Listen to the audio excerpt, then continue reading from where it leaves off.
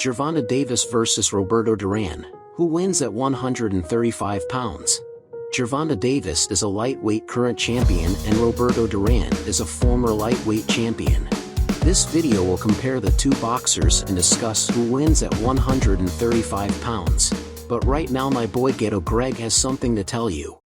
If you like my content, how can you not? It's awesome. You can show your appreciation by hitting that little heart below the video and donating to the channel. Any donation, large or small, is greatly appreciated. I stay up all night making these videos for you guys and I need coffee.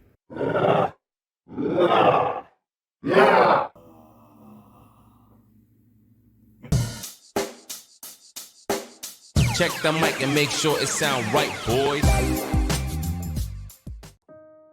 Gervonta Davis is a professional boxer and current IBF World Super Featherweight Champion. He's been undefeated in his entire career thus far. He's known for his explosive power, speed, and accuracy. Roberto Duran is a legendary boxer and WBA lightweight champion.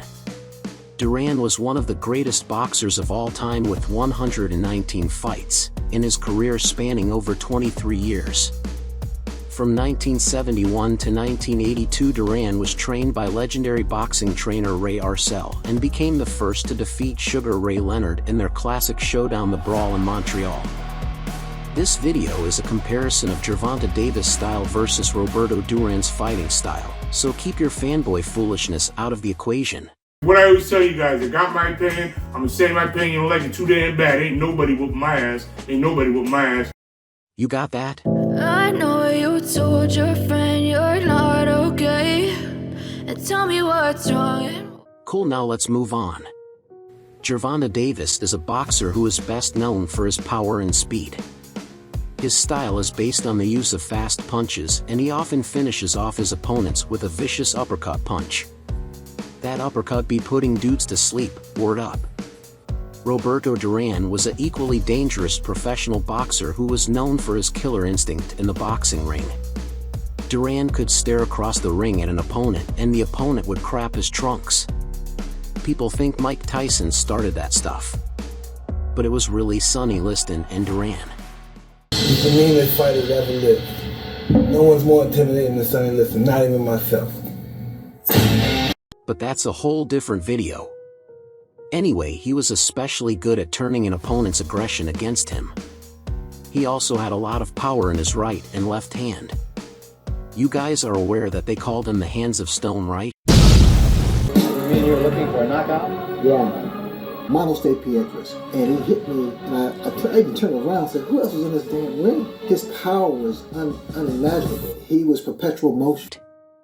Who would win in a fight between the two champions, one current and one former, would depend on who implements their style.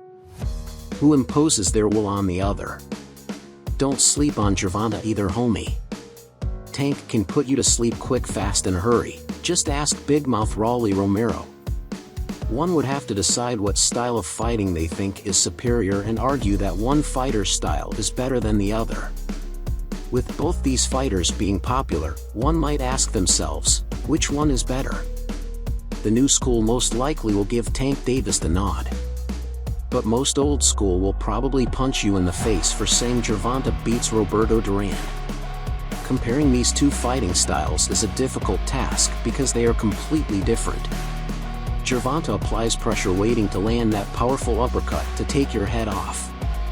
While Roberto also is a pressure fighter but could dismantle you with a left hook or right hand or a vicious body attack. You want to kick your ass?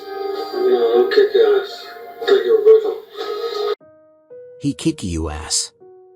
Roberto Duran fought in an era that's seen fighters going 15 rounds in championship fights. Gervonta fights in an era of 12-round fights. In the 70s, a boxing champion could fight an entire 15-round championship bout.